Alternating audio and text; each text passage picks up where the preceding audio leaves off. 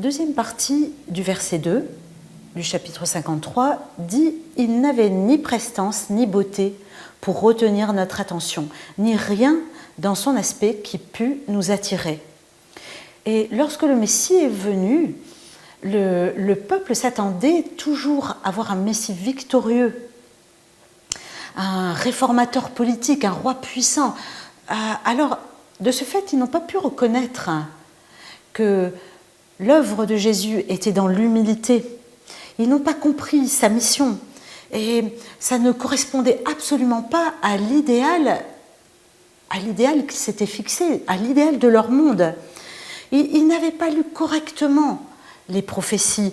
Alors, ils n'ont trouvé aucun charme, aucun attrait à cet homme dans sa première venue au serviteur de l'Éternel.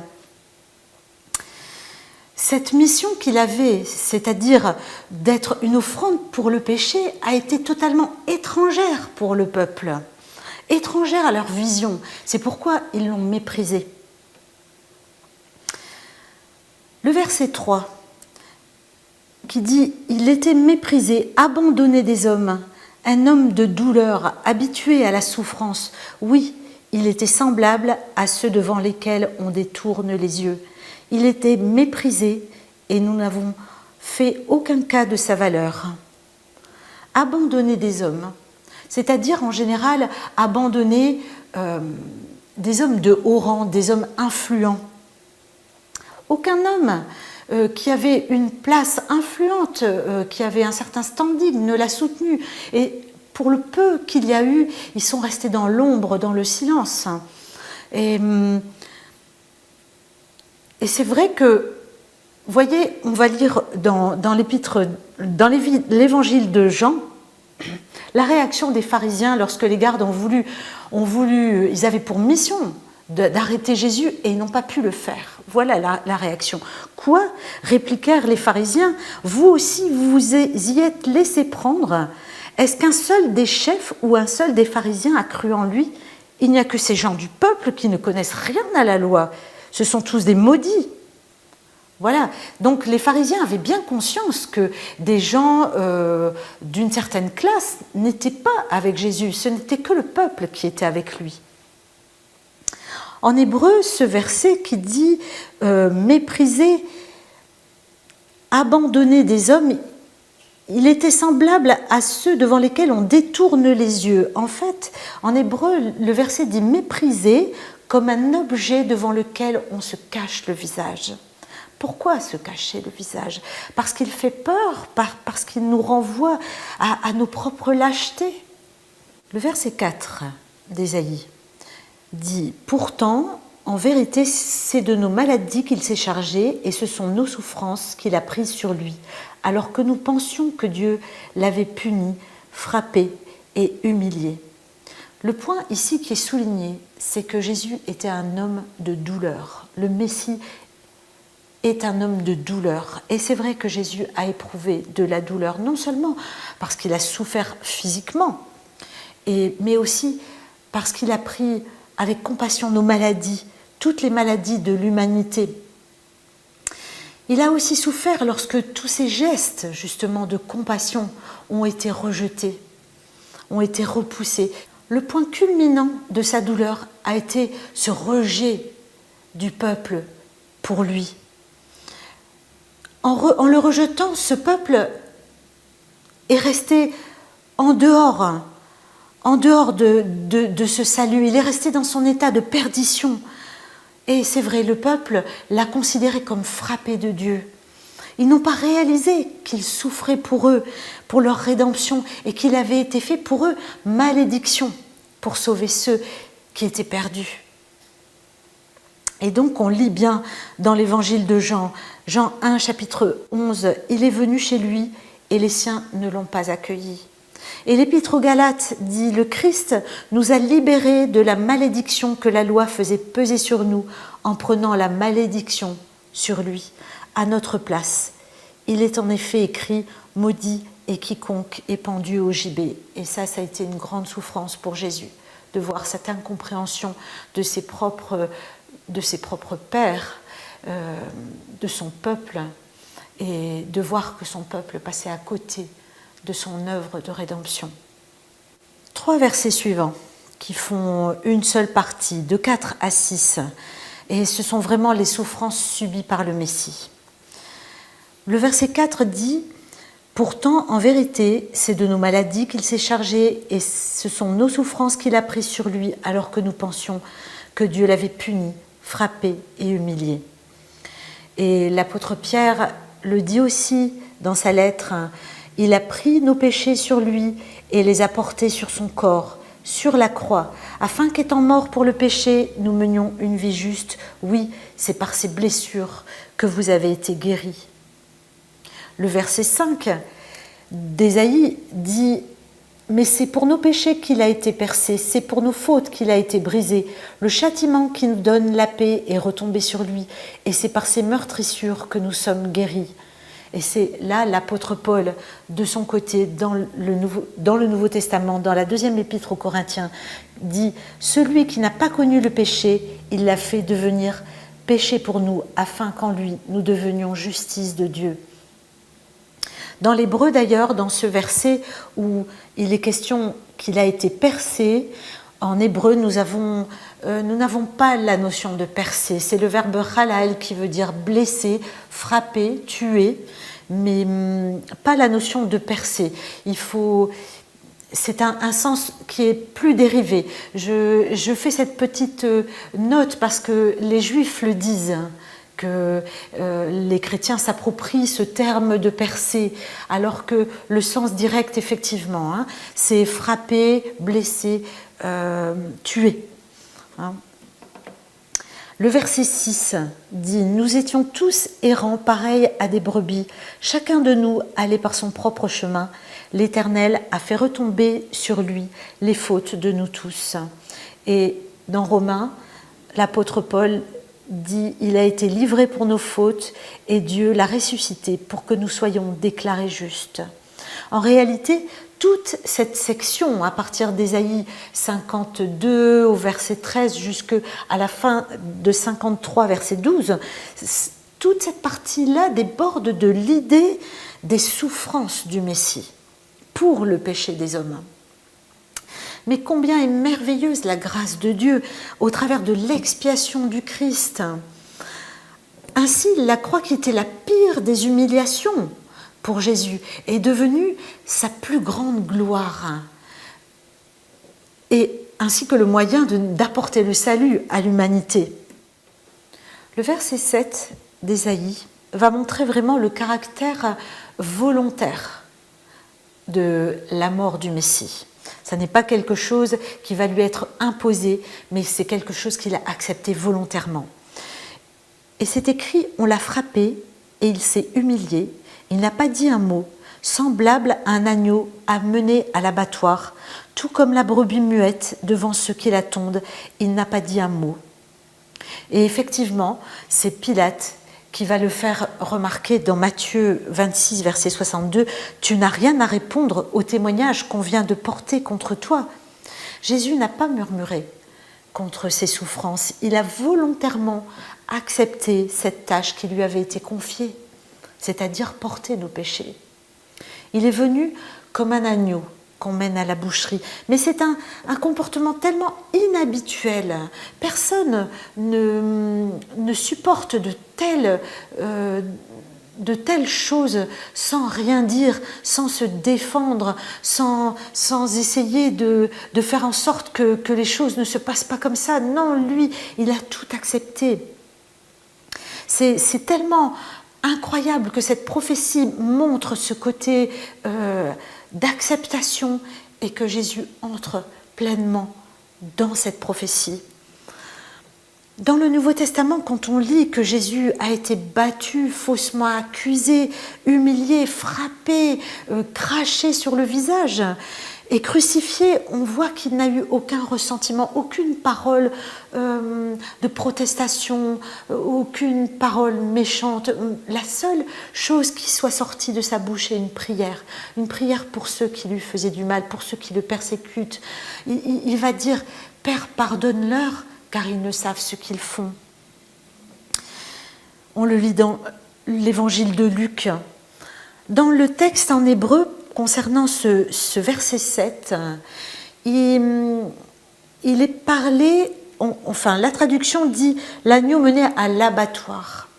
Et en hébreu, ça n'est pas le mot abattoir, c'est un verbe. C'est un verbe qui est le verbe tavar, qui veut dire immoler. Donc, c'était un agneau qu'on allait immoler. Et ça montre bien le caractère du sacrifice. Ça n'est pas l'abattoir, on amène l'agneau à l'abattoir parce qu'il va être mangé pour les besoins, il va être vendu, voilà, sa chair va être consommée. Là, non, c'était un agneau qu'on amène au sacrifice, qu'on amène sur l'autel qui va être sacrifié. Il n'est pas du tout question d'autre chose. Jésus, je pense que quand il a fait tout ce chemin entre chez Pilate et le mont Golgotha, il savait qu'il était l'agneau, qu'il allait vers l'autel des sacrifices. Et ça, c'est incroyable. Moi, je suis tellement touchée en me disant, qu'est-ce qu'étaient ses pensées à ce moment-là? Comment vivait-il à ce moment-là? Il devait être tellement dans la souffrance, dans la peine, et de se dire qu'il allait non pas être exécuté, mais bien, il faisait partie de ce processus du sacrifice, de l'agneau. Et comme une bête ne peut jamais combler tous les péchés une fois pour toutes, il n'y avait que cette solution que le Père a trouvée. Alors maintenant, on arrive à ce fameux procès, ce fameux jugement. Et donc, on le lit dans le verset 8 d'Ésaïe 53. Il a été arraché à la vie par la contrainte suite à un jugement. Et qui parmi les gens de sa génération s'est soucié de son sort lorsqu'on l'a retranché du pays des vivants? Il faut bien dire que son jugement a été vraiment un simulacre de jugement. Si la chose s'était passée aujourd'hui, on aurait dit il y a un vice de procédure, tout est arrêté. Malheureusement, à l'époque, ça ne s'est pas du tout fait comme ça. Normalement, selon la loi de Moïse, le Sanhédrin aurait dû convoquer des personnes pour donner un témoignage en faveur de la personne qui était en jugement. Mais ça n'a pas été fait du tout. En plus, si on ajoute à ça les brimades du Sanhédrin, les insultes, les moqueries, alors là, on est vraiment complètement à côté de ce que le Sanhédrin, de par la loi de Moïse, aurait dû faire. Ce jugement est venu à l'encontre de l'équité et de la justice. Pour ce qui est du tribunal romain avec Pilate, Pilate a essayé de rendre un verdict qui était juste. Mais quand il a vu la haine que Jésus suscitait, il a compris que c'était vraiment chose perdue et il s'est rangé derrière le peuple pour avoir la paix.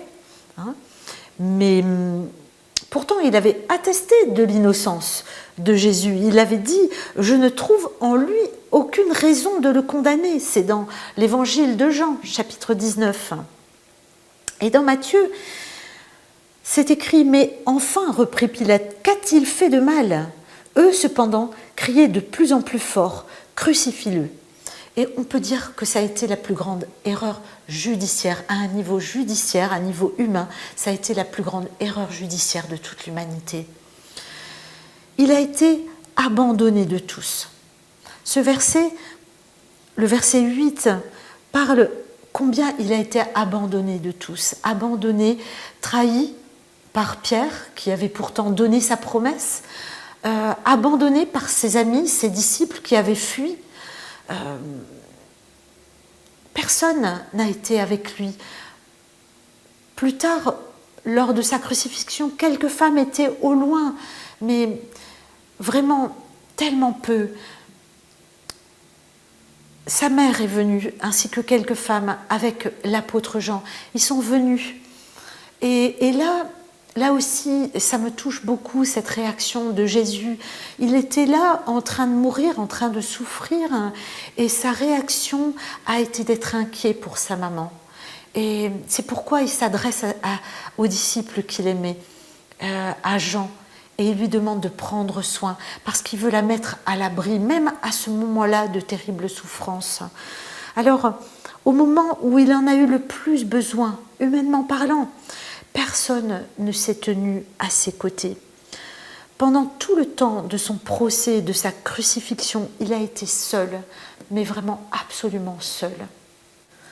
Maintenant, on aborde le moment où il est mort, sa sépulture, et là, on va voir dans ce verset, le verset 9, que ça va être le comble de l'humiliation. C'est écrit « On a mis son tombeau parmi les criminels et son sépulcre parmi les riches, alors qu'il n'avait pas commis d'acte de violence et que jamais ses lèvres n'avaient prononcé de mensonge. » Le verset en hébreu dit « On lui a donné son sépulcre avec les criminels et avec le riche, il est dans la mort. » Alors, ça paraît un peu contradictoire, mais en fait, ayant été jugé comme un criminel, il était censé son corps était censé être brûlé et être mis dans la vallée, à l'extérieur du mur de Jérusalem, ce qu'on appelle la vallée de la Géhenne. Et au lieu de cela, eh bien, Joseph d'Arimathée est venu et a demandé, et l'autorité romaine a autorisé de donner son corps pour qu'il puisse être mis dans un sépulcre et non pas brûlé, mis dans un sépulcre et dans un tombeau de riches. Et voilà où on se dit, on a donné son sépulcre avec les criminels, il aurait dû être avec les criminels, et en fait, avec le riche, il est dans la mort. Et c'est vraiment ce qui s'est passé. On le lit dans Matthieu 27, le soir venu, arriva un homme riche appelé Joseph, originaire de la ville d'Arimathée. Lui aussi était un disciple de Jésus. Il alla demander à Pilate le corps de Jésus. Alors Pilate donna l'ordre de le lui remettre. C'est une parfaite concordance entre les prophéties de l'Ancien Testament et ce qui s'est passé et qui est retracé dans les évangiles. Cette concordance ne peut être que l'œuvre de Dieu, parce que ce verset est tellement contradictoire. Les choses auraient dû être comme ça, et à la dernière minute, elles ont été autrement, elles se sont accomplies. Alors, pourquoi est-ce qu'il a obtenu une tombe honorable, différente de celle qui avait été prévue pour lui par ses ennemis? Et voilà la raison. La raison, elle est dans le verset 9. Parce que il n'avait commis aucun acte de violence et que jamais ses lèvres n'avaient prononcé de mensonge. Voilà pourquoi. Nous arrivons maintenant au verset 10, qui dit « Mais il a plu à Dieu de le briser par la souffrance. Bien que toi, Dieu, tu aies livré sa vie en sacrifice de réparation, il verra une descendance, il vivra de longs jours et il accomplira avec succès ce que désire l'Éternel. » Ce verset indique clairement la résurrection de Jésus. Et on peut séparer, vous voyez sur votre livret, le tableau, il y a d'un côté la mort, de l'autre côté la vie. Et le verset 10, c'est pour ce qui est de la mort, dit « Quand son âme aura offert le sacrifice expiatoire ». Et ça, c'est ce qui est écrit textuellement en hébreu. Et dans ce même verset, donc on voit le côté de la vie, il verra une descendance, il vivra de longs jours.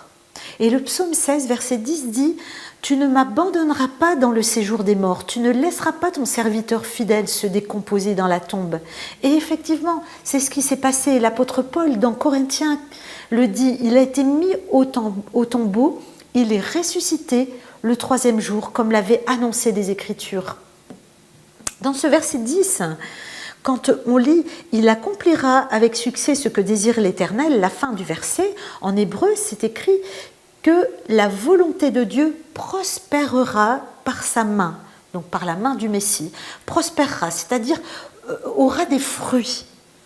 Et quelle est la volonté de Dieu? Quel est son désir? C'est de permettre à quiconque d'être sauvé. Mais Christ a vraiment eu une descendance nombreuse. Et la volonté de Dieu a prospéré, elle a fructifié dans sa main. L'évangile de Christ a abouti à une victoire totale et complète et définitive. On lit déjà dans le livre des Actes des Apôtres, chapitre 2, environ 3000 personnes furent ajoutées au nombre des croyants. Au chapitre 4, encore, c'est écrit ce qui porta le nombre des croyants à près de 5000 hommes. Pendant les 20 siècles qui se sont passés là depuis toute cette histoire de l'Église, ce sont des millions de personnes qui ont cru en Jésus et qui ont été sauvées. Et voilà sa descendance. Et nous en faisons partie. Dans ce verset, en hébreu, il y a quelque chose à remarquer parce qu'il y a deux fois le même mot. Il y a deux fois le même mot, une fois sous la forme d'un verbe qui est chafatz, qui veut dire plaire, avoir plaisir. Et là, on le trouve dans le début du verset, il a plu à Dieu de le briser par la souffrance. Et puis une autre fois sous la forme d'un nom, toujours sous le même mot, toujours chafatz, qui veut dire plaisir, désir. Et là, on le trouve dans la toute fin du verset, quand il est écrit, il accomplira avec succès ce que désire l'Éternel. Et en hébreu, il y a beaucoup d'autres, il y a des synonymes pour dire plaire ou avoir plaisir. Or, dans ce verset, il y a deux fois le même mot. Et moi, ça m'interpelle parce qu'il y a une accentuation. D'un côté, il est écrit que Dieu a plaisir de le briser par la souffrance. Et à la fin du verset, il est écrit que Dieu a plaisir de faire prospérer l'œuvre de Jésus. C'est une pensée qui nous est vraiment totalement étrangère. Comment peut-on avoir plaisir de voir quelqu'un brisé dans la souffrance et en même temps avoir plaisir de voir l'œuvre qu'il fait prospérer et aboutir? C'est là où on ne peut que se dire Dieu est Dieu, Dieu est souverain. Je ne peux pas comprendre ce qui se passe dans la pensée de Dieu, mais il le dit, c'est écrit, deux fois le même mot, c'est que ça n'a pas une autre connotation, une autre valeur que celle qui est écrite. Dieu a eu plaisir parce qu'il savait certainement l'aboutissement que ça allait donner, cette œuvre magnifique, cette œuvre qui va jusque dans l'éternité, à savoir le salut de l'humanité. Le verset 11 ici, où nous arrivons, c'est vraiment un verset central au niveau de la foi chrétienne, c'est-à-dire la justification par la foi.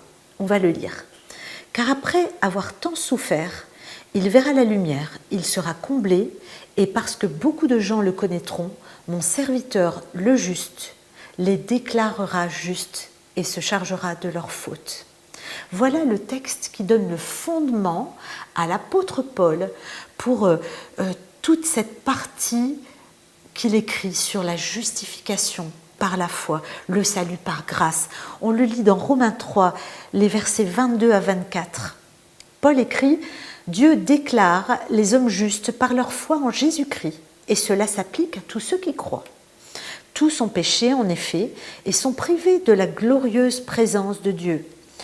Ils seront déclarés justes par sa grâce. C'est un don que Dieu leur fait par le moyen de la délivrance apportée par Jésus-Christ. » Vraiment, c'est le message central de l'Évangile. C'est le message qui nous rappelle cette alliance avec Abraham, cette alliance où la personne est justifiée par la foi, la personne qui croit est justifiée. Et remarquez dans le verset 11 d'Ésaïe cette interaction, cet échange qui se passe.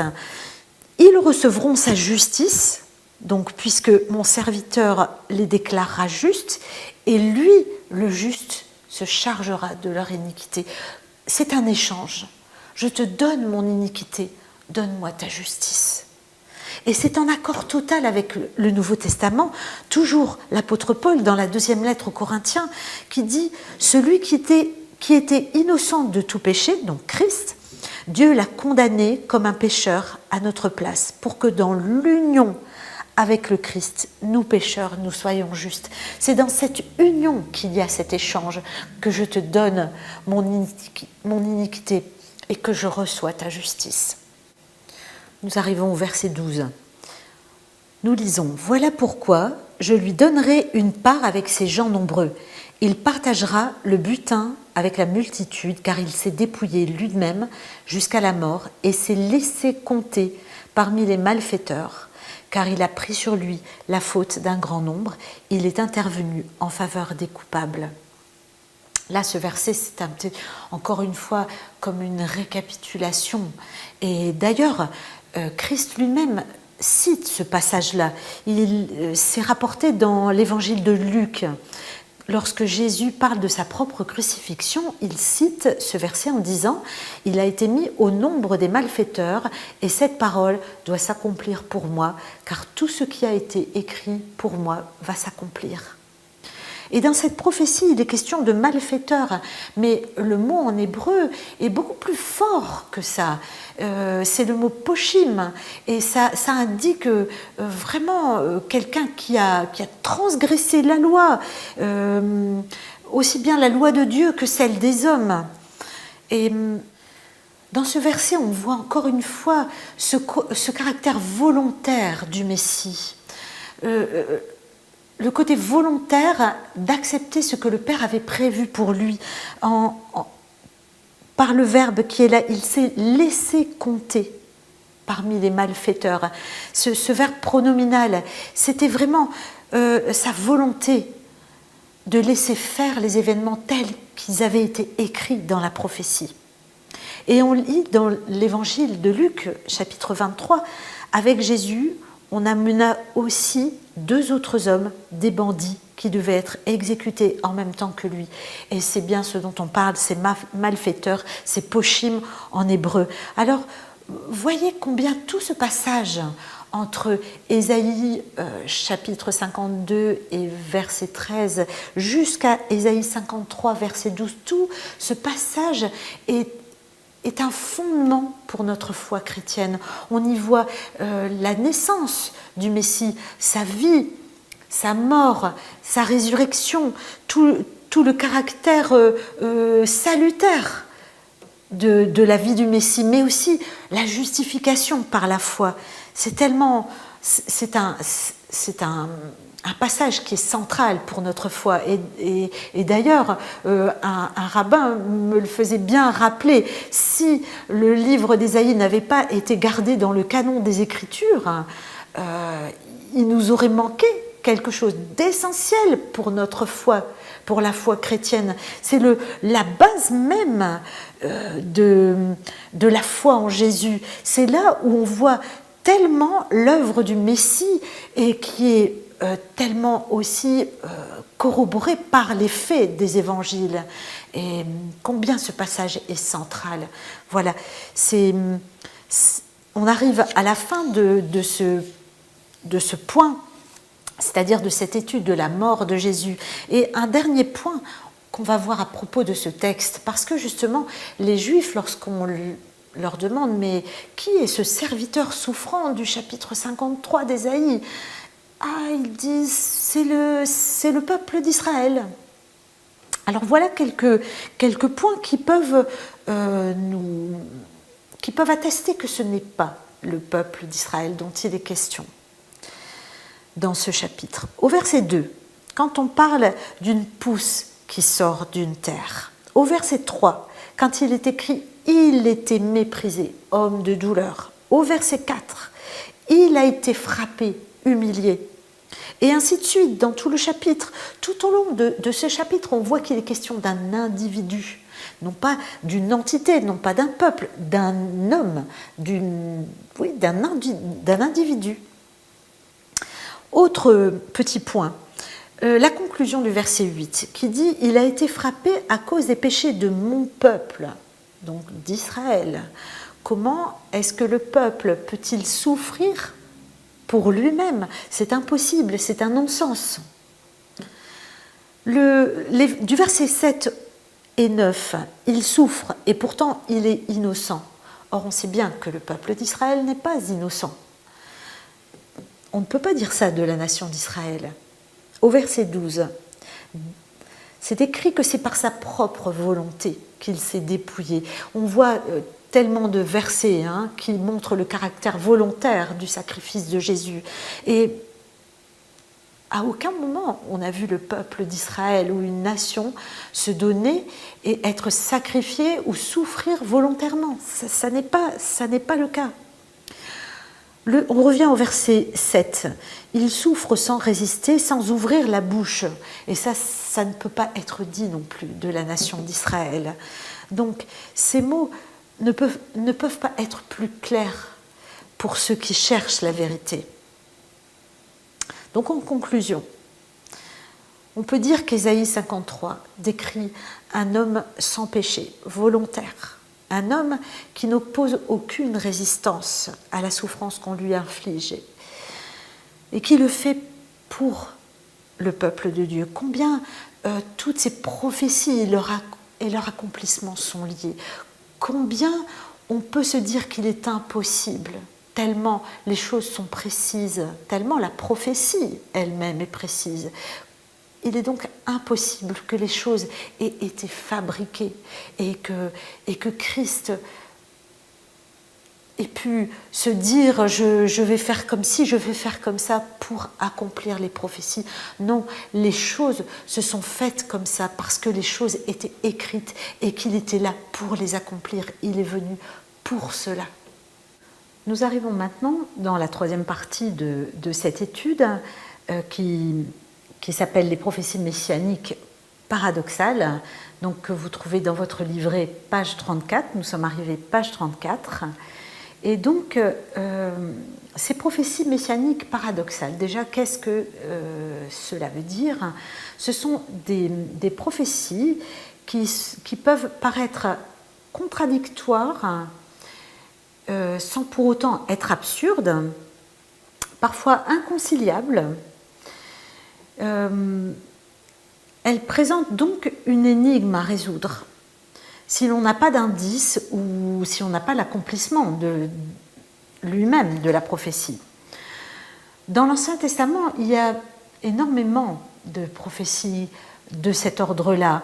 Elles concernent le Messie, souvent, et elles restent des mystères absolus pour les personnes qui n'ont pas le récit des évangiles ou qui n'ont pas la lumière du Nouveau Testament. Ces paradoxes prophétiques ont cet aspect fermé, on pourrait se dire comme une serrure, qui est là. Et cette clé, nous avons besoin de cette clé, c'est Jésus. Donc les prophéties messianiques sont souvent très précises dans leurs circonstances, mais justement, étant paradoxales, elles ne peuvent être comprises que lorsqu'on a l'accomplissement dans le Nouveau Testament. L'apôtre Pierre le dit, « Ce salut a fait l'objet des recherches et des investigations des prophètes qui ont annoncé d'avance la grâce qui vous était destinée. Ils cherchaient à découvrir à quelle époque et à quel événement se rapportaient les indications données par l'Esprit du Christ.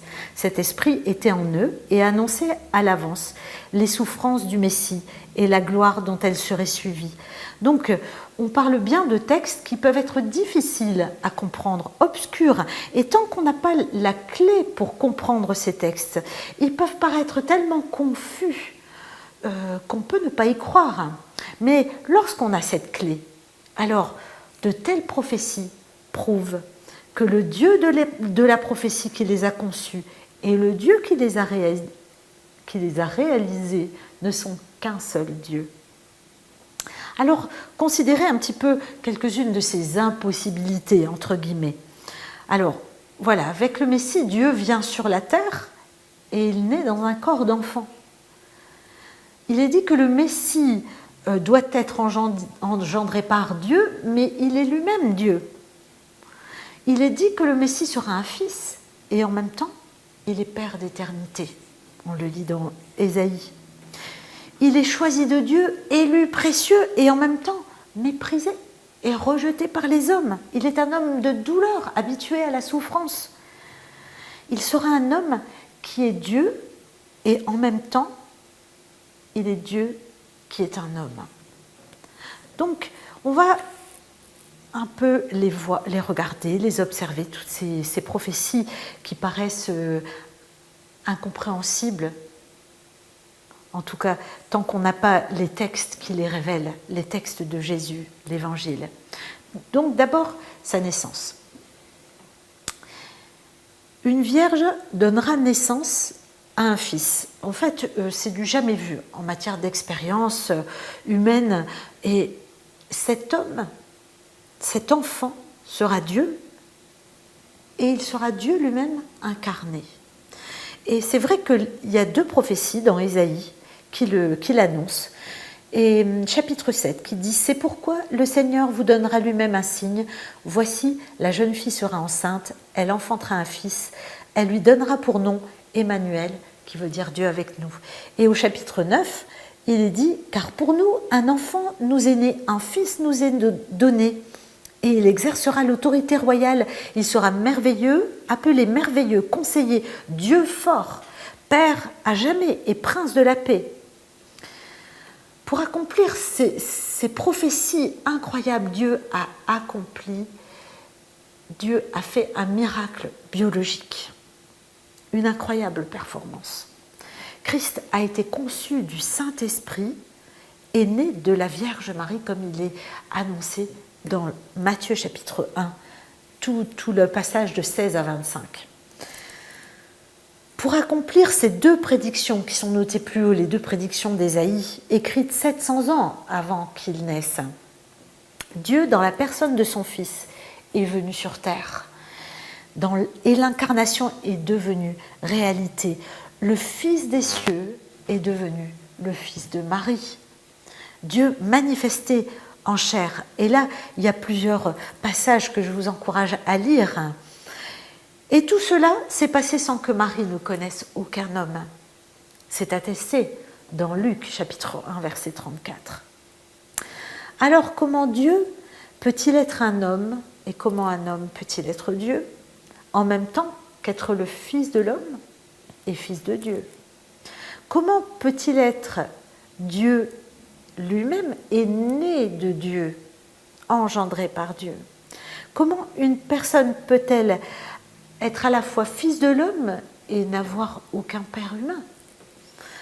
Comment peut-il être la descendance de la femme alors que la femme n'a connu aucun homme? Comment peut-il qu'il y ait quelqu'un qui soit tout à la fois, tout cela? Mais c'est vraiment merveilleux. Jésus l'a été. Jésus était Dieu. Et on le lit dans Jean 1, chapitre 1. Il était homme.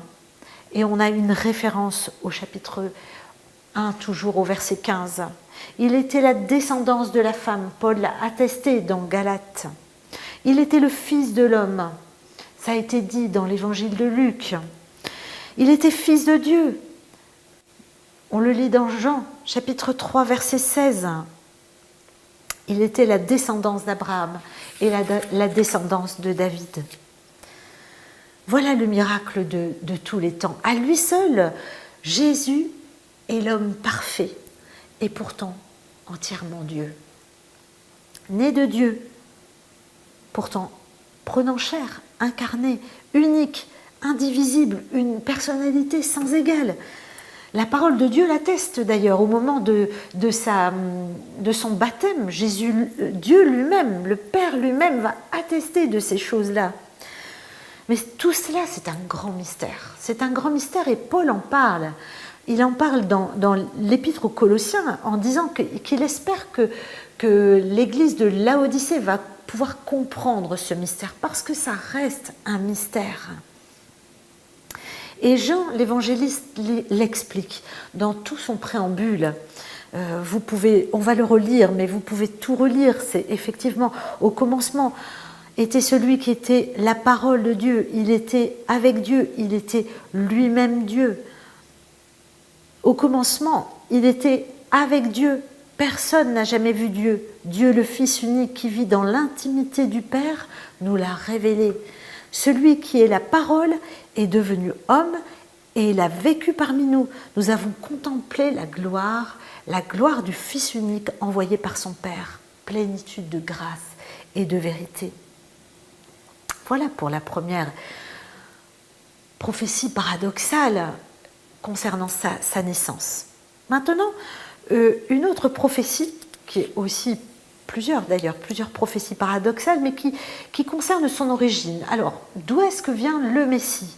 Est-ce qu'il vient de Bethléem? Est-ce qu'il vient d'Égypte? Est-ce qu'il vient de Nazareth? Alors, est-ce que ces trois prophéties sont contradictoires? Oui, elles le sont, sauf si on lit leur accomplissement. Première prophétie, il est écrit dans Michée, chapitre 5, verset 1, « Et toi, Bethléem Ephrata, la plus petite des villes de Juda, de toi sortira pour moi celui qui régnera sur Israël. » Son origine remonte aux temps anciens, aux jours passés. C'est une prophétie messianique et elle parle de Jésus, elle parle du Messie et qu'il viendra de Bethléem. Et effectivement, dans l'évangile de Matthieu, on lit au chapitre 2, « Jésus était né à Bethléem en Judée, sous le règne du roi Hérode. Or, des mages venant d'Orient arrivèrent à Jérusalem. » Donc, vraiment, on voit bien qu'ils s'étaient trompés. Eux sont allés à Jérusalem, alors que la naissance de Jésus était à Bethléem, pour accomplir cette prophétie. Mais voilà, on a une autre prophétie qui parle de Jésus, qui dit dans Osée chapitre 11, « Quand Israël était enfant, je l'ai aimé, et j'ai appelé mon fils à sortir de l'Égypte. » Alors c'est un peu étrange, parce qu'il n'est pas question directement du Messie, puisqu'on parle d'Israël. Mais si on se dit que Osée était un prophète bien après la sortie d'Égypte, on peut comprendre que là, ce verset-là a un caractère messianique. Il n'est pas du tout question du peuple d'Israël, mais de Jésus, du Christ lui-même. Et on a l'accomplissement de cette prophétie dans le chapitre 2 de Matthieu. Il y resta, donc il est question de Joseph et de Marie et de Jésus lorsqu'il était enfant, il y resta jusqu'à la mort d'Hérode. Ainsi s'accomplit ce que le Seigneur avait dit par le prophète, « J'ai appelé mon fils à sortir d'Égypte. » Donc voilà, vient-il de Bethléem, vient-il d'Égypte? Et voilà une troisième prophétie dans Ésaïe qui dit « Un rameau poussera sur le tronc d'Isaïe, un rejeton naîtra de ses racines. » Et pourtant, dans le chapitre 2 de Matthieu, il est écrit « Il s'établit, donc en parlant de Joseph, dans une ville appelée Nazareth. Ainsi se réalisa cette parole des prophètes, on l'appellera le Nazaréen. » Alors comment est-ce qu'on met en parallèle ces deux chapitres, ces deux versets? Parce que apparemment dans le verset d'Ésaïe, il n'est pas du tout question de Nazareth, et c'est là où, quand on le lit en hébreu, on voit tout à fait la corrélation entre ces deux versets, c'est que le rejeton en hébreu se dit Natsar, et c'est la racine du mot Nazareth. Et donc, finalement, quand on voit ces trois prophéties, on peut se demander, est-ce qu'elles sont contradictoires? Mais non, pas du tout, parce qu'en fait, effectivement, Jésus est bien né à Bethléem, il a eu besoin d'aller jusqu'en Égypte et Dieu l'en a fait sortir. Et puis ensuite, Joseph est allé s'installer à Nazareth, là où il a été élevé. Quand Joseph et Marie sont revenus d'Égypte, Joseph avait eu l'intention de s'installer en Judée, c'est-à-dire à Bethléem, probablement près de Bethléem. Peut-être qu'ils étaient restés un petit moment, à Bethléem avant de fuir en Égypte. Joseph avait dû trouver du travail là. Qu'est-ce qui nous fait penser qu'il voulait revenir en Judée? On le lit dans le chapitre 2 de l'évangile de Matthieu. Joseph apprit qu'Archélaüs était devenu roi de Judée à la place de son père Hérode. Il eut donc peur de s'y installer et, averti par Dieu dans un rêve, il se retira dans la province de Galilée où il s'établit dans une ville appelée Nazareth. C'est un détail biblique qui est très intéressant parce qu'en fait à l'époque, le roi Archélaüs a mis un de ses fils, c'était le roi Hérode qui a mis Archélaüs, son fils, comme roi de Judée. Or, ce roi était vraiment le pire de ses fils, vraiment le pire de ses fils. Et c'est en fait la peur de cet homme qui a poussé Joseph à ne pas s'installer en Judée et à préférer la Galilée. C'est là où on voit comment Dieu utilise même ces choses qui peuvent paraître néfastes. Il a utilisé cet homme qui était vraiment mauvais pour faire en sorte que Joseph ne s'installe pas en Judée. Pourtant, il aurait pu travailler, il aurait pu faire prospérer sa famille, mais plutôt qu'il aille en Galilée, à Nazareth, ainsi que la prophétie le demandait, pour qu'il soit appelé le Nazaréen. Et on lit dans le psaume 76, verset 10, le psalmiste dit « Même la fureur des hommes tournera à ta gloire ». Comment Dieu peut-il utiliser la fureur des hommes pour en faire sa gloire? Eh bien oui, la gloire d'accomplir cette prophétie, elle a été due à cause de cet homme qui était tellement dangereux, et Dieu s'est glorifié ainsi en faisant accomplir sa parole. C'est ainsi que Jésus a été appelé Jésus de Nazareth dans son ministère. Voilà, tout ce récit historique dans les évangiles rend limpide ces trois prophéties qui, mises bout à bout, paraissent obscures, même contradictoires. Nouvelle prophétie paradoxale. Comment est-ce que le Messie pouvait être à la fois le fils de David et le Seigneur de David?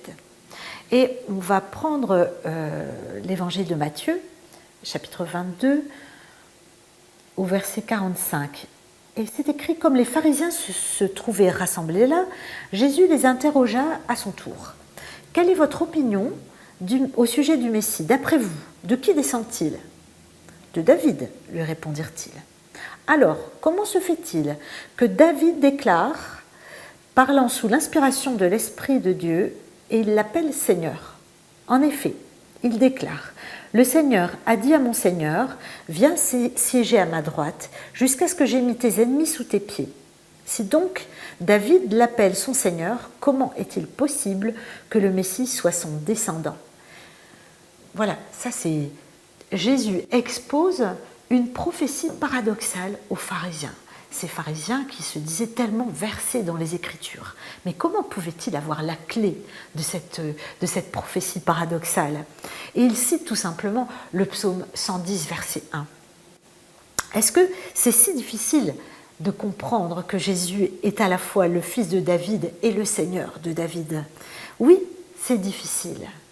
Et il nous faut vraiment l'éclairage du Nouveau Testament. Jésus, il est dit qu'il est fils de David. Il était descendant de David quant à la chair. Et Jésus était le Seigneur de David, puisque le Messie était Dieu. Et on le lit dans Luc chapitre 1, verset 3, la prophétie qui est donnée en parlant du Messie: il sera grand, il sera appelé fils du Très-Haut, et le Seigneur lui donnera le trône de David. Donc s'il a le trône, c'est qu'il est le roi, lui-même étant issu de David. Alors effectivement, le Messie est roi des rois et seigneur de tout. Et on le lit dans le livre de l'Apocalypse, où c'est écrit sur son manteau et sur sa cuisse est inscrit un titre roi des rois et seigneur des seigneurs. Le Messie est appelé l'Éternel aussi. Ce mot l'Éternel, c'est en fait la traduction des 4 lettres du tétragramme qui est imprononçable aujourd'hui, le nom de Dieu en hébreu. Et c'est écrit dans Jérémie 23, « Voici quel est le nom dont on l'appellera, l'Éternel, notre justice. » C'est bien, le Messie porte bien le nom de Dieu lui-même. Il est aussi appelé Dieu, Elohim en hébreu. Et c'est ce mot-là qu'on trouve dans le psaume 45. « Ton trône, ô Dieu, ô Elohim, subsiste pour toute éternité. Le sceptre de ton règne est un sceptre d'équité. » Il était appelé aussi Seigneur, Adonai, dans Malachie 3, verset 1, et aussi dans ce fameux psaume que Jésus cite. Ce sont vraiment les 3 noms ou titres principaux de Dieu, c'est-à-dire Fils de Dieu, Roi des rois et Dieu sous tous les noms qui lui appartiennent. Le Messie est fils de David selon la chair, mais il est Seigneur de David selon l'Esprit. Il est clair que le Messie n'est pas seulement Seigneur de David, mais il est Seigneur de toutes choses. Voici maintenant 2 prophéties mises bout à bout. Elles aussi, elles sont contradictoires. On va les lire, l'une dans Ésaïe, chapitre 8, où il est écrit « Il est un sanctuaire, mais il sera aussi une pierre qu'on heurte, un rocher qui fait trébucher pour les 2 royaumes israélites, un piège et un filet pour les habitants de Jérusalem. » Et l'autre prophétie se trouve dans les psaumes, le 118, qui écrit « La pierre rejetée par ceux qui bâtissaient est devenue la pierre principale, la pierre de l'angle. » Alors, comment résoudre ce mystère ? La seule et unique clé qui résout ce mystère, c'est croire ou ne pas croire en Christ. Le Seigneur Jésus reprend lui-même la prophétie de l'Ancien Testament et en la citant, il déclare lui-même qu'il est l'exaucement de cette prophétie dans le Nouveau Testament. Dans Matthieu, c'est rapporté dans le chapitre 21 de Matthieu, « N'avez-vous jamais lu dans les Écritures, c'est Jésus qui dit, la pierre rejetée par les constructeurs est devenue la principale de l'angle, à l'angle de l'édifice. C'est le Seigneur qui l'a voulu et c'est un prodige à nos yeux. » Pour ceux qui ne croient pas, le Messie est une pierre sur laquelle on se heurte, une pierre qui fait tomber. C'est l'apôtre Pierre qui explique bien dans sa première lettre au chapitre 2. Voici en effet, Pierre écrit, « Voici ce qu'on trouve dans l'écriture à ce sujet. J'ai choisi une pierre de grande valeur et je la pose en sillon à l'angle de l'édifice. Celui qui met sa confiance en elle ne connaîtra jamais le déshonneur. Pour vous donc qui croyez, l'honneur. Mais pour ceux qui ne croient pas, la pierre rejetée par les constructeurs est devenue la pierre principale à l'angle de l'édifice, une pierre qui fait tomber, un rocher qui fait trébucher. Parce qu'ils refusent de croire à la parole, il leur arrive ce qui était prévu pour eux. Ils tombent à cause de cette pierre. » Donc pour le croyant, la pierre qu'est le Messie, c'est la pierre fondatrice, la pierre qui soutient tout l'édifice de la foi. Mais pour l'incroyant, cette pierre qu'est le Messie, qu'est Jésus, c'est la pierre qui fait trébucher et tomber. Pour le croyant, Christ est le rocher qui apporte le salut. Mais pour l'incroyant, c'est ce même rocher qui apporte le jugement. Voilà encore une autre prophétie paradoxale. C'est deux prophéties du même chapitre d'Ésaïe qui va montrer que ce salut, cette œuvre qui est destinée aux Juifs, en fait, va être donnée au monde entier. Au verset 1 du chapitre 11, « Un rameau poussera sur le tronc d'Isaïe. » Et c'est le mot Isaïe que je veux mettre en valeur. « un rejeton naîtra de ses racines et portera du fruit.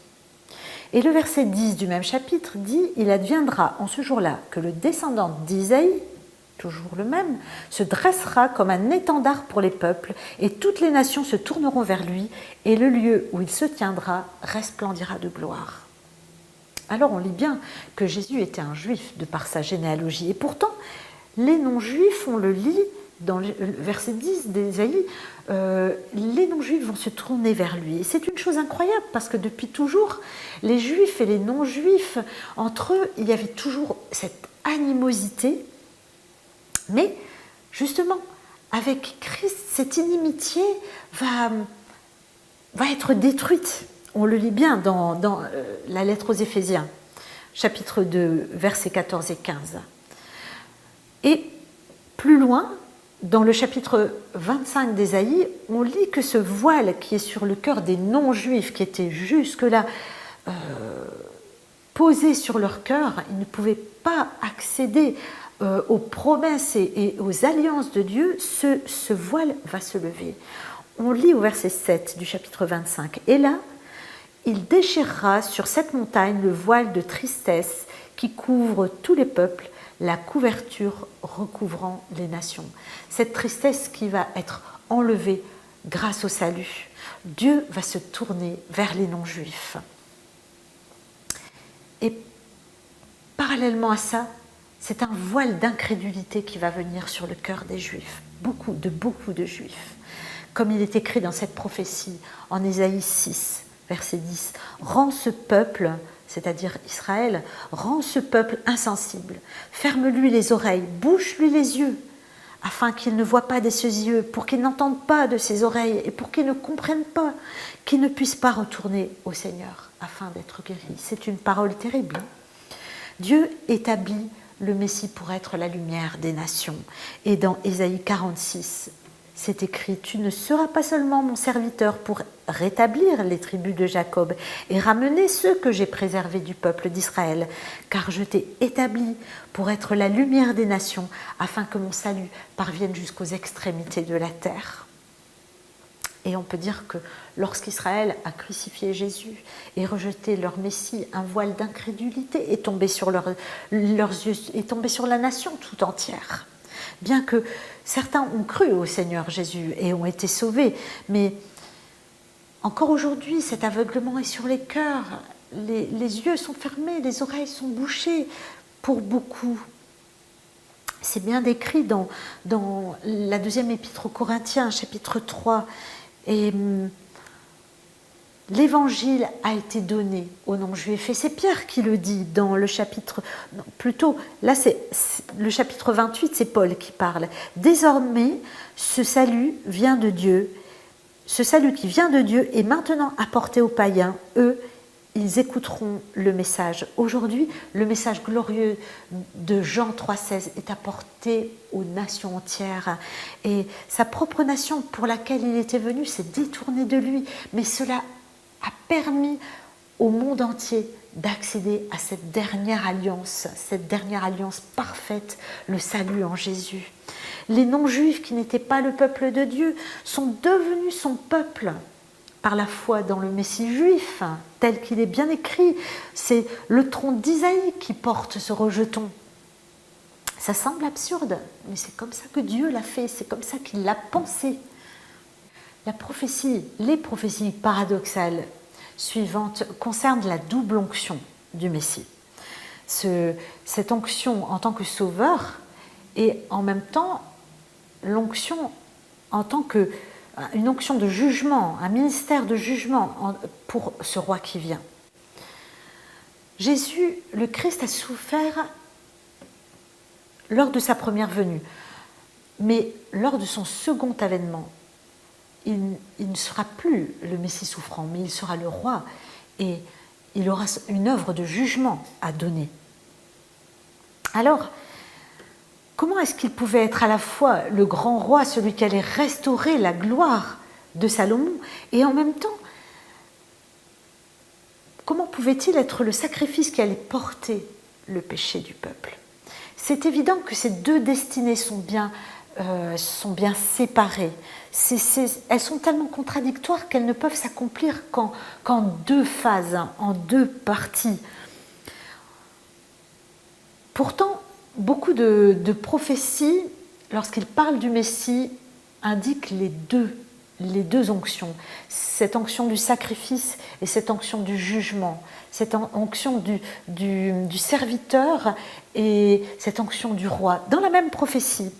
Et c'est pour ça que le texte qui est écrit là, juste après, le texte d'Ésaïe, chapitre 61 et versets 1 et 2, la partie en majuscule s'applique à la deuxième venue, donc à son œuvre de jugement. Et il est écrit: l'Esprit du Seigneur, de l'Éternel, est sur moi parce que l'Éternel m'a consacré par onction pour annoncer de bonnes nouvelles aux pauvres. Il m'a envoyé pour guérir ceux qui ont le cœur brisé, pour proclamer aux déportés la liberté et aux prisonniers la délivrance, pour proclamer une année de grâce de l'Éternel et, en majuscule, un jour de vengeance de notre Dieu. Quand Christ, dans la synagogue, a cité ces Écritures, il ne pouvait pas citer l'entièreté de ce passage. Pourquoi ? Parce qu'il ne pouvait proclamer le jour de vengeance à cette époque-là. Ce jour de vengeance va arriver lors de son second avènement. Et il y a beaucoup de prophéties comme ça, de cette façon. Ce sont des prophéties où s'entremêlent les facettes des onctions du Christ.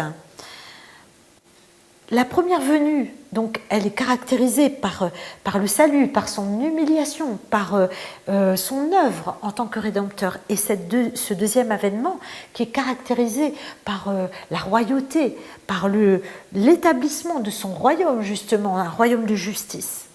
On lit bien aussi dans Daniel 9, verset 24. Et là aussi, on a les doubles onctions là sur ce verset. Une période de 70 septaines a été fixée pour ton peuple et pour la ville sainte, pour mettre un terme à la révolte contre Dieu et pour en finir avec les péchés, pour expier la faute et pour instaurer une justice éternelle. Quand ils ont étudié ces textes et les autres prédictions similaires concernant le Messie, les rabbins en sont venus à la conclusion qu'il ne pouvait y avoir que deux Messies. Tellement les deux œuvres étaient complètement contradictoires. L'un était souffrant et l'autre était conquérant. Mais nous savons qu'en Jésus, il n'y a qu'un seul Messie. Et dans les évangiles, on voit vraiment cette œuvre du Messie souffrant. Mais dans le livre de l'Apocalypse, on voit l'œuvre du Messie glorieux, de ce second avènement, ce Messie qui vient pour instaurer son règne de justice. Donc, dans cette prophétie de Daniel, on voit la réconciliation pour le péché. Donc, on est à la première venue. Il vient pour en finir avec le péché. Et il est parlé pour instaurer une justice éternelle dans ce verset de Daniel. Donc cette justice éternelle parle de ce règne de justice, ce règne de jugement aussi, puisque c'est la justice. En Christ, les prophéties messianiques qui pouvaient montrer qu'elles étaient contradictoires, elles deviennent harmonieuses. Et je vous encourage à lire certains passages ensemble. Par exemple, Ésaïe 53, on l'a bien étudié avec la mort de Jésus, mais lisez le chapitre 11 d'Ésaïe, où on voit là son œuvre, le Messie glorieux, le Messie roi. On peut aussi lire le psaume 22 avec les souffrances, et le psaume 72 qui est le Messie du roi. Ça c'est vraiment, on va le voir même plus tard dans un autre chapitre. Si on lit le psaume 69 et le psaume 89 ensemble, on voit vraiment ces deux phases très clairement du Messie qui est une fois serviteur et une fois roi. Et Pierre, l'apôtre Pierre, dans sa première lettre, le résume bien. résume cette vérité unique et il écrit cet esprit qui était en eux, en parlant des prophètes, et qui annonçait à l'avance les souffrances du Christ et la gloire dont elle serait suivie. Le contraste est aussi évident dans les passages suivants. Vous avez le tableau là qui suit, où vous avez à gauche l'œuvre de réconciliation, à droite l'œuvre de justice. Et on a à chaque fois des textes qui parlent de cette première mission du serviteur et ensuite l'œuvre de justice avec des nouveaux textes. Je vous invite à les lire et les mettre l'un devant l'autre pour voir combien ils sont contradictoires et en même temps cette clé qu'est Jésus vient tout éclairer. Voilà, la prophétie paradoxale suivante parle du Messie qui doit être un prêtre sur son trône. Et vous allez voir, ça ne nous paraît pas contradictoire, mais combien ça l'est quand on lit le Premier Testament. Deux prophéties, celle dans Zacharie et celle dans le psaume 110. Dans Zacharie, il est écrit, tu lui annonceras, voici ce que l'Éternel, voici ce que dit l'Éternel, le Maître de l'univers, voici un homme dont le nom est Germe, il germera à sa place et construira le temple. Il sera prêtre sur son trône et une parfaite union régnera entre les deux fonctions. Et au psaume, il est écrit, l'Éternel a juré et il ne reviendra pas sur son engagement, tu seras prêtre pour toujours selon la lignée de Melchitsédek. En fait, le second verset, le second passage vient en écho du premier. Dans le psaume, c'est bien le Messie qui est appelé prêtre pour toujours à la manière de Melchitsédek. Et dans l'histoire d'Israël, dans la lignée des rois, c'est la tribu de Juda qui fait suivre cette généalogie des rois, excepté pour le royaume d'Israël, puisqu'il y a eu cette scission entre Juda et Israël, mais sinon, c'est toujours de là que vient le roi. D'ailleurs, Jacob, il l'avait annoncé à ses fils au chapitre 49 de la Genèse. Il dit bien que le sceptre, c'est-à-dire l'autorité royale, ne s'éloignera pas de Juda. C'est toujours au travers de Juda que viennent les rois. Pourtant, les prêtres, eux, venaient de la tribu de Lévi. Ils étaient les seuls à pouvoir offrir des sacrifices pour les péchés du peuple. L'auteur de l'Épître aux Hébreux dit, comme on le sait bien, en effet, notre Seigneur est issu de la tribu de Juda.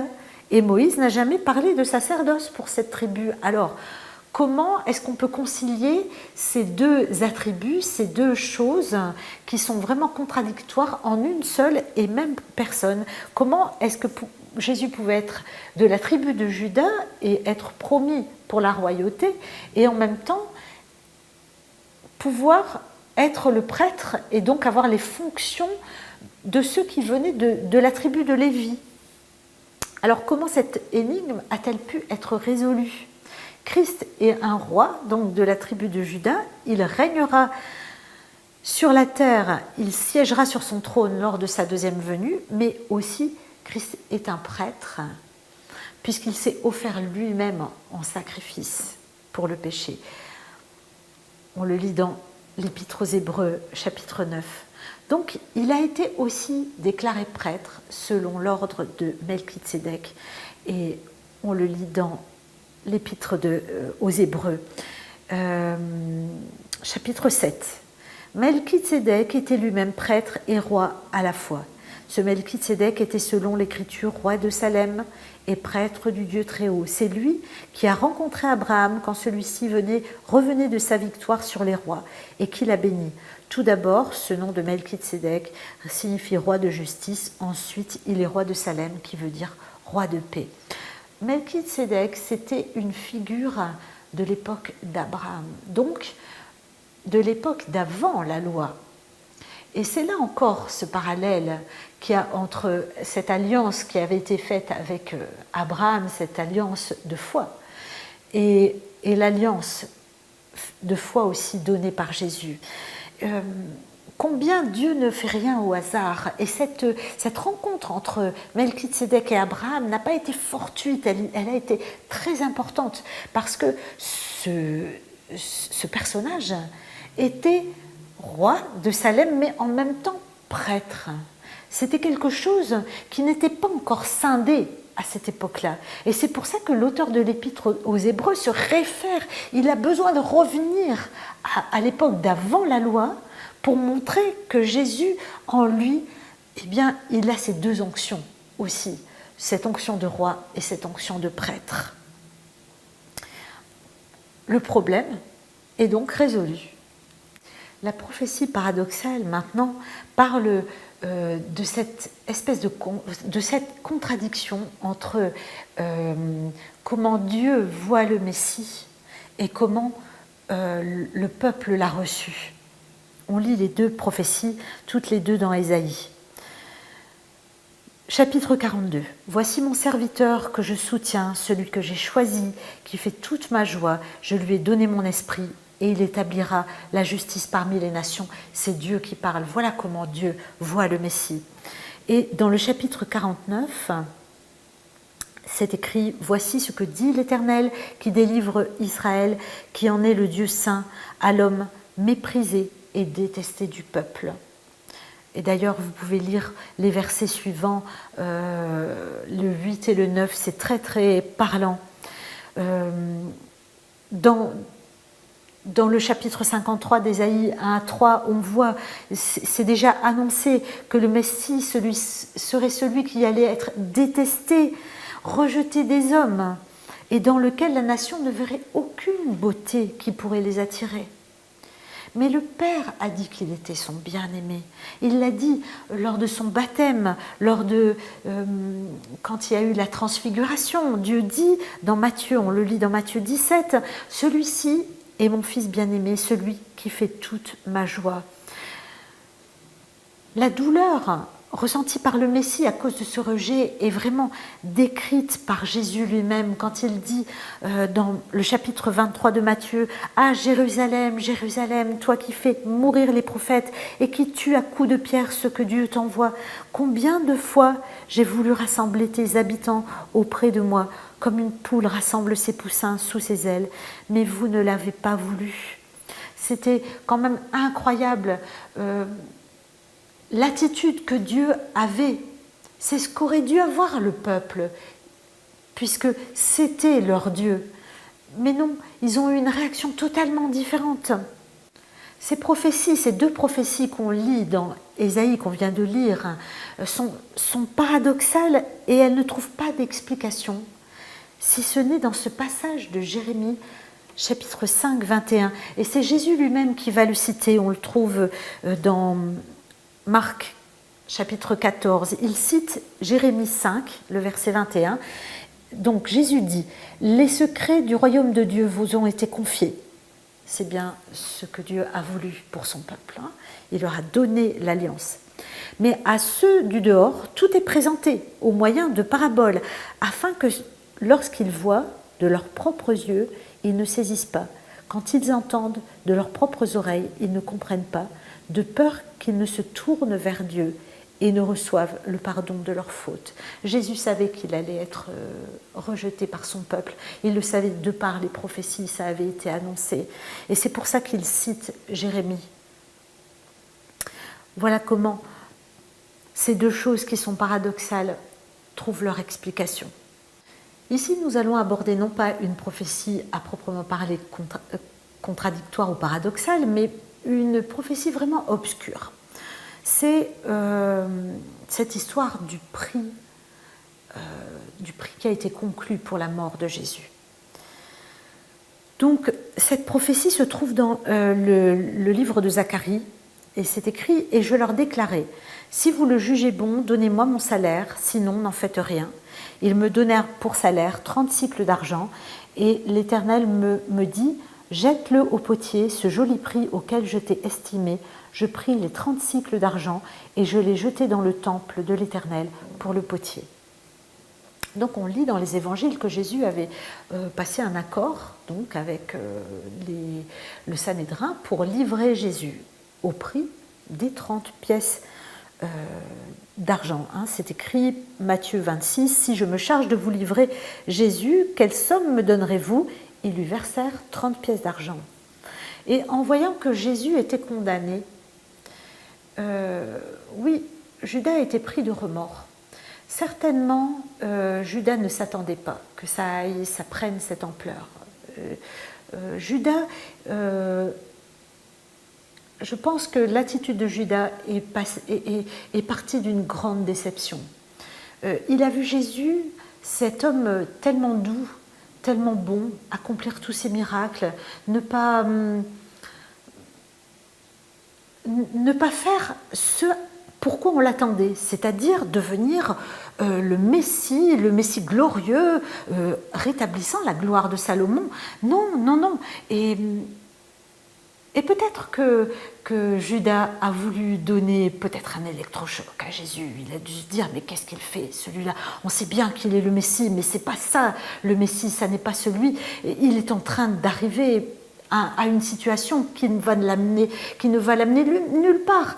Et il a voulu peut-être lui donner un électrochoc, seulement la situation va lui échapper des mains, puisque c'est une condamnation qui va être donnée pour Jésus. Et là, Judas est pris de remords. Et il va voir le Sanhédrin. Il leur dit « J'ai péché en livrant un innocent à la mort. » Mais lui, ils lui répliquèrent « Que nous importe, cela te regarde ?» Judas jeta les pièces d'argent dans le temple, partit et alla se pendre. Les chefs des prêtres ramassèrent l'argent, ils tinrent donc conseil et décidèrent d'acquérir avec cet argent l'argent du potier. Ainsi se réalisa la parole du prophète Jérémie. Ils ont pris les 30 pièces d'argent, le prix auquel les descendants d'Israël l'ont estimé, et ils les ont donnés pour acheter le champ du potier. Matthieu 27. Au travers de Judas, c'est la nation entière d'Israël qui a vendu Christ. Mais qu'est-ce que c'est ces 30 pièces d'argent? À quoi est-ce qu'ils correspondaient? Si on va dans la loi de la Torah, la loi de Moïse, on lit dans le chapitre 21 d'Exode. Il est écrit, si le bœuf, il est des questions du bœuf, si le bœuf heurte de sa corne un esclave ou une servante, le propriétaire de l'animal versera au maître de la victime 30 pièces d'argent et le bœuf sera lapidé. Voilà à quoi correspondent 30 pièces d'argent, le prix d'un esclave blessé ou mort. Et là, on trouve, c'est le parfait exemple de ces prophéties qui paraissent obscures et qui sont dévoilées vraiment au moment de leur accomplissement. Il n'y a aucune part au hasard. Ce qui est incroyable, c'est que les hommes de loi connaissaient ces prophéties de Jérémie, de Zacharie. Ils n'ont pas fait la relation entre les choses.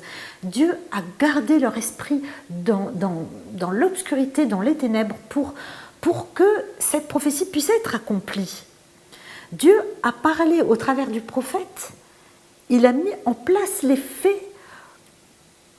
Lorsque Jésus est venu prendre l'argent et que les sacrificateurs ont acheté le champ du potier. C'est incroyable, ce genre de prophétie compliquée et qui trouve son accomplissement dans la réalité, dans la vie de Jésus. La prophétie suivante montre combien, malgré l'obéissance parfaite du Messie, il va subir autant de souffrances. C'est contradictoire, ça paraît vraiment contradictoire, puisque lorsqu'on est obéissant, normalement, on a la bénédiction de Dieu. Et on lit le psaume 22, lorsque Jésus dit « Mon Dieu, pourquoi m'as-tu abandonné ?» Et aussi l'évangile selon Matthieu, qui dit vers 3 heures, Jésus s'écria d'une voix forte, « Mon Dieu, pourquoi m'a-t-on abandonné ?» C'est vraiment le cri désespéré de quelqu'un qui est oublié de Dieu.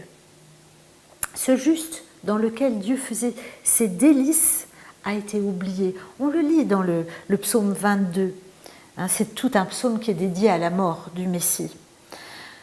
Dans le psaume 22, les versets 4 et 5 dit Antoine, déjà, nos pères se confiaient, oui, ils comptaient sur toi et tu les délivrais. Oui, en effet, normalement, les pères qui se confiaient en Dieu, Dieu était là, il les délivrait, il les gardait.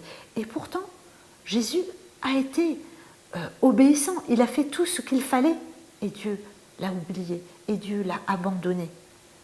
Est-ce que Dieu n'a pas été fidèle à sa parole? Mais ce paradoxe, il ne peut être résolu que par le texte, ici, de 2 Corinthiens 5, verset 21, dans lequel on voit que pendant les souffrances et la mort de Jésus, Dieu a dû se détourner de Christ. On lit « Celui qui était innocent de tout péché, Dieu l'a condamné comme un pécheur à notre place, pour que dans l'union avec le Christ, nous soyons justes aux yeux de Dieu. » La 11e prophétie qui parle que le Messie a été frappé, percé, mais pourtant aucun os ne s'est brisé. On lit dans Zacharie 13, verset 6, « Quand on lui dira « Que sont donc ces blessures que l'on voit sur ton corps ?» Alors il répondra « C'est la trace des coups reçus dans la maison de mes amis. » Et le psaume 34 dit « Dieu veille sur ses os, aucun d'eux n'est brisé. » Et effectivement, aucun des os du Messie n'a été brisé. C'est tout à fait miraculeux. Parce que si on lit l'évangile de Jean au chapitre 19, c'est écrit comme on était à la veille du Shabbat, et de plus d'un Shabbat particulièrement solennel, les chefs des Juifs voulaient éviter que les cadavres restent en croix durant la fête. Ils allèrent donc trouver Pilate pour lui demander de faire briser les jambes des suppliciés et de faire enlever les corps. Donc, cette pratique-là, d'avoir brisé les jambes des suppliciés, ça n'était pas habituel. Hein. Ça a été quelque chose qui a été décidé par les hommes de la loi, parce qu'il fallait que ça se termine très très rapidement pour qu'ils puissent fêter cette fête. Hein. Alors, comment se fait-il que le fait de briser les os des suppliciés pouvait accélérer la mort? Alors c'est un peu particulier parce qu'on est obligé de rentrer un petit peu dans le détail de la mort par crucifixion. En fait, sur les croix romaines se trouvait, et je l'ai vu en Israël, dans un musée qui est très très bien fait à ce niveau-là, on voit des croix romaines et au niveau où se trouvaient eh bien, les hanches de la personne, il y avait comme un tout petit morceau de bois sur lequel en fait la personne qui était crucifiée pouvait s'asseoir de temps en temps. Seulement quand elle s'asseyait, ses bras remontaient et en fait il y avait de l'eau qui commençait à se mettre dans les poumons et l'eau montait et ça provoquait une asphyxie. Donc quand il ne pouvait plus respirer, il se relevait. Mais bien sûr, là, quand il se relevait, il y avait toute la douleur du fait que le corps était tenu par les clous. Et là, Jésus, connaissant ces prophéties, il aurait pu se dire c'est vraiment trop dur, hein, je ne veux pas mourir de cette façon, en tout cas pas de cette façon, par l'asphyxie. Et pourtant, c'est la façon dont il est mort, en fait. Et là, c'est absolument incroyable, c'est choisir cette mort de cette façon, aussi rapide, pour accomplir cette prophétie, que les os ne soient pas brisés. On le lit dans Jean 19, les soldats vinrent donc et brisèrent les jambes au premier des criminels crucifiés avec Jésus, puis à l'autre. Et quand ils arrivèrent à Jésus, ils constatèrent qu'il était déjà mort et ne lui brisèrent pas les jambes. L'un des soldats lui enfonça sa lance dans le côté et aussitôt il en sortit du sang et de l'eau. Ça prouvait bien hein, que le corps était rempli d'eau et que c'était une mort par asphyxie. Mais les os des hommes ont été brisés, mais pas ceux de Jésus. Il a accompli jusqu'au bout les prophéties. Et Dieu a veillé sur sa parole. Et ça, c'est quelque chose qui touche nos cœurs, forcément, qui touche nos cœurs. Voici la dernière les dernières prophéties paradoxales que l'on étudie dans cette étude, avec ce paradoxe entre le dépouillement et l'exaltation du Messie.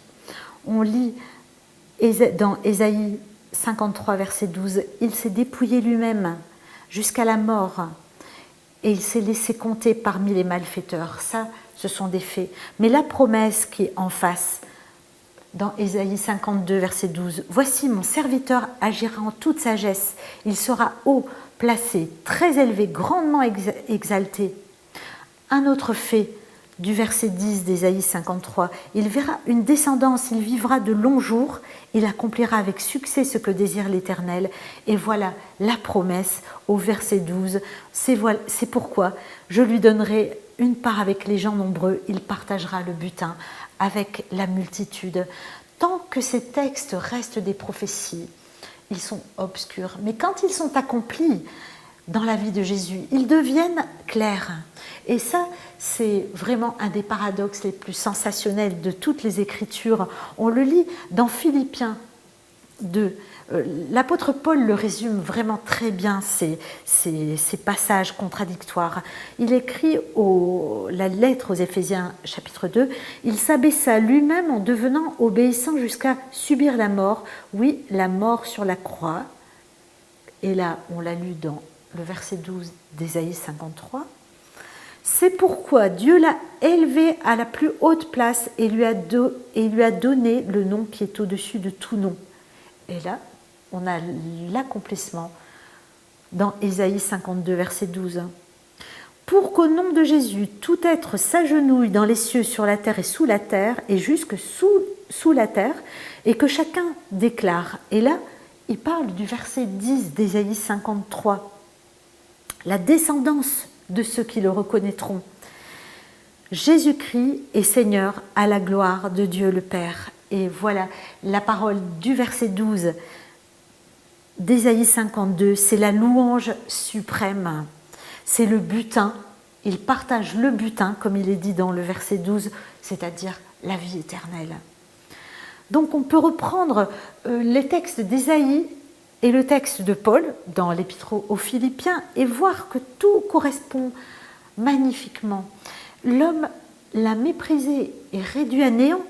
On le lit dans le chapitre 53, verset 3, « Mais en son temps, Dieu le rendra le plus élevé des rois de toute la terre. » Et ça, c'est écrit dans le psaume 89, verset 27. Et l'apôtre Pierre le dit aussi. « C'est pourquoi Dieu l'a élevé à la plus haute place et lui a donné le nom qui est au-dessus de tout nom. Pour qu'au nom de Jésus, tout être s'agenouille dans les cieux, sur la terre et jusque sous la terre, et que chacun déclare « Jésus-Christ est Seigneur à la gloire de Dieu le Père. » Ainsi, les textes de l'Ancien Testament, les prophètes et les lecteurs se sont heurtés à ces mystères, mais tout est devenu clair et évident lorsque Jésus, le Christ, dans le Nouveau Testament, est mort pour les péchés et qu'il est ressuscité le 3e jour. Les écrivains du Nouveau Testament étaient des personnes qui étaient versées dans les Écritures. Elles connaissaient. Elles connaissaient, elles avaient été instruites. Dans bien des passages, ils citent justement les Écritures, c'est-à-dire le Premier Testament. C'était d'ailleurs les seules Écritures qu'ils avaient. Et ils les citent et ils les paraphrasent. Par exemple, voyez dans Apocalypse 21, verset 4. L'apôtre Jean, il cite le passage d'Ésaïe 25, verset 8. Et parce qu'il savait, en fait, il savait que la meilleure façon de convaincre de l'œuvre de Jésus, c'était de citer les Écritures du Premier Testament, de citer la Bible. Mais c'est aussi intéressant, c'est aussi vrai, par exemple, dans Apocalypse 4, verset 5, et vous mettez en comparaison Ésaïe 11, verset 2. Jean